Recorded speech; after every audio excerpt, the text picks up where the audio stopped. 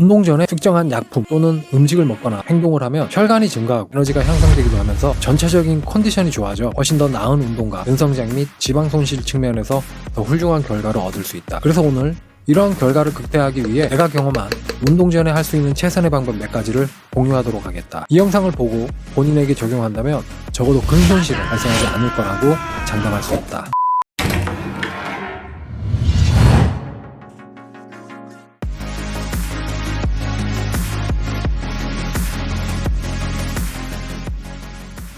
대부분의 사람들은 이 베이킹소다가 운동 수행 능력을 향상시키는데 사용될 수 있다는 걸 잘 모르고 있다. 수영선수 박태환 선수도 경기 전에 먹는다는 이 베이킹소다는 중탄산 나트륨이다. 근육의 pH 수준을 조절하는 데 도움이 되는 약알칼리성 소금이기 때문에 여러가지 면에서 유익하다. 쉽게 말하면 화학에서 pH는 용액이 얼마나 산성인지 또는 알칼리성인지 나타내는 사용되는 기준인데, 근육은 이 중성 pH 상태일 때 가장 잘 기능하지만 운동 자체가 근육의 pH 수준을 변화시키는 효과를 가져온다. 기본적으로 무산소 상태에서 일할 때 무거운 웨이트나 단거리 달리기와 같은 고강도 운동 중에 신체의 산소 요구량이 가용 공급량을 초과하는 경험을 할 수 있다. 쉽게 말해 운동을 하다 보면 호흡이 힘들어 더 이상 운동을 못하는 경험을 한 적이 있을 것이다. 따라서 이때 포도당 형태의 탄수화물에 의해 연료가 공급되기도 하지만 그 외에도 젖산 생산을 증가시켜버린다. 근육의 과도한 수준의 젖산은 pH 수준을 7 아래로 떨어뜨려 에너지 생산과 근육의 수축 능력을 방해하며 운동 능력 저하로 이어진다. 다행히 pH 8.4의 알칼리성인 베이킹소다는 이러한 젖산에 대한 해결책을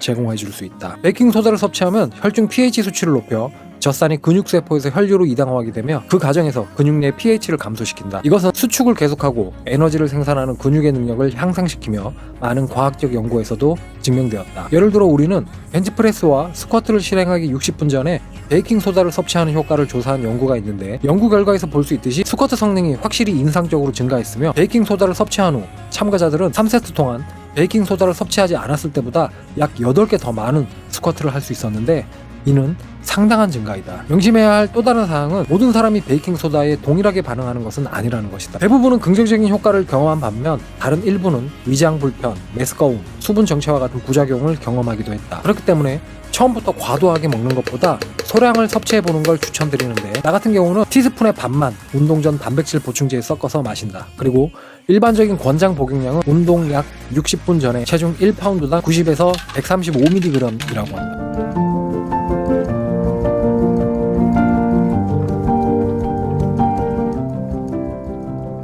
베이킹소다가 마음에 들지 않는다면 운동 전에 젖산을 줄이기 위해 베이킹소다 대신 여러 분야에서 입증된 단일 성분 보충제는 베타알라닌이다. 베타알라닌은 비필수 아미노산이며 근력운동 시 실패 지점에서 몇 번의 추가 반복을 짜내는데 도움이 되는 유사한 효과를 제공하기도 한다. 베이킹소다와 유사하게 근육의 pH 수준에 상당한 영향을 주어 고강도 활동을 더 잘 수행하도록 한다. 약 2에서 5g의 베타알라닌을 섭취하면 손과 같은 사지에 콕콕 쑤시는 느낌이 들 수 있지만 젖산이 감소하고 컨디션이 향상되는 것을 금방 느낄 수 있을 것이다. 이 따끔거림이 초보자에게는 불쾌하게 느껴질 수 있지만 베타알라닌은 천연 아미노산이며 매우 안전한 보충제로 간주되기 때문에 부작용 걱정은 할 필요 없다.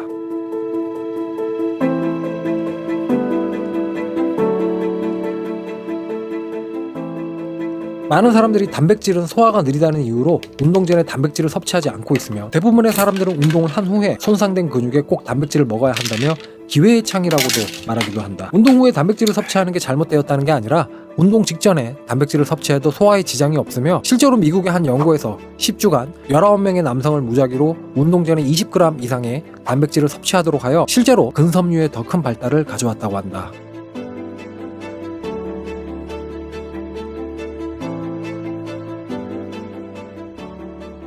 지난 영상에서 운동 전 정적 스트레칭, 즉 늘려주는 스트레칭이나 폼롤러가 운동 전에 좋지 않다고 말씀드렸다. 개인적인 생각으로 하루 종일 앉아만 있거나 현재 자신의 유연성이 많이 부족하신 분들은 적당한 정적 스트레칭을 해주는 것도 좋다고 생각하지만 너무 과도하게 늘려주는 건 좋지 않다고 생각한다. 지금부터는 내 개인적인 의견이 아니라 그저 논문과 연구 결과만 말씀드리겠다. 참고만 하시고 받아들이는 건 이 영상을 보시는 분들에게 모든 걸 맡기도록 하겠다. 첫 번째, 361개의 연구에 대한 메타 분석에 따르면 정적인 스트레칭은 부상을 감소시키지 않는 것으로 나타났다. 두 번째 연구 결과는 정적인 스트레칭이 부상 위험을 증가시킬 수도 있다는 결과이다. 세 번째 연구 결과는 근력 운동을 하기 전 50초 동안 정적 스트레칭을 한 후 근육 성장 장애가 발생되었다는 걸 증명하였다. 네 번째, 정적 스트레칭과 달리 동적 스트레칭은 근력 또는 근지구력을 손상시키지 않고 유익하다는 결과이다. 다시 한번 말씀드리지만 참고만 하고 그것을 그대로 따라하기보단 본인에게 맞게 적용해야만 한다.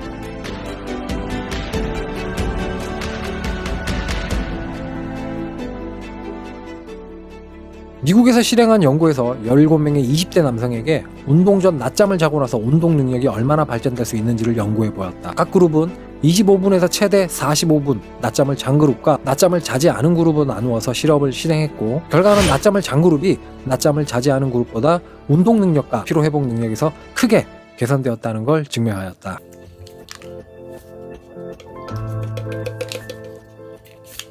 카페인은 운동뿐만 아니라 일상생활에도 없어서는 안 되는 성분이다. 실제로 카페인은 운동 능력을 높이기도 하며 집중력을 높여 열량 소모를 높이기도 한다. 하지만 이러한 카페인은 너무 과도하게 섭취하면 여러 가지 부작용이 발생되는데, 운동을 과하게 하기 위해 카페인을 권장량 이상 섭취한 날은 여지없이 그날 수면을 망쳐버리는 일이 발생되기도 한다. 미국의 한 연구에 따르면 카페인을 섭취했다고 믿는 것이 실제로 카페인을 섭취하는 것만큼 성능을 향상시켰다는 연구 결과가 발표되었다. 즉 카페인은 플라시보 효과가 어느 정도 있다는 얘기인데, 카페인은 뇌에 연관된 식품이므로 이러한 플라시보 효과를 활용하는 것 또한 아주 좋은 방법이다. 예를 들어 나 같은 경우는 카페인의 양을 반으로 줄여서 섭취해 보았더니 운동의 볼륨이나 강도가 전혀 줄지 않았다. 이런 식으로 카페인의 양을 서서히 줄여나가는 것 또한 본인의 건강에 있어 아주 좋은 방법이라고 생각한다.